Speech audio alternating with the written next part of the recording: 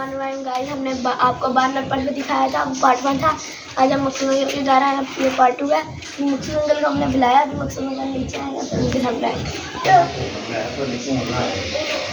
Guys ये चौधरी मकसूद साहब हमारे अच्छे आदमी हैं। ये हमें आज अपने घर नाश्ता कराने के लिए लेके आए हैं। अंदर छुप गए मकसूद साहब क्या नाश्ता आप करा रहे हैं? सलाम नहीं लेनी है मेरे हाथ के अंदर यार, मेरे के साहब ले लो, मेरे भी गंदे हैं। मेरी नानी गाइस अगर आपको अच्छी लगे like subscribe share bell icon दबा दियो और इस तरह की वीडियो देखने के लिए तब तक के लिए अल्लाह हाफिज़।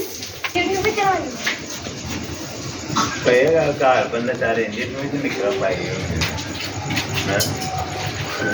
अब जल्दी करते हैं, चलो यार आ जा। गाइस देखिए हमारा खाना है, सब्सक्राइब किया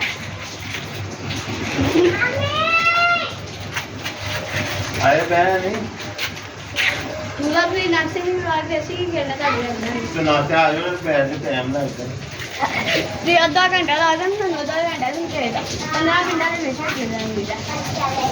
खाना मंगा लेना सिग्नल भाई लस्सी का काम है, चलो भाई बस दुकान पे आओगे आ जाओ।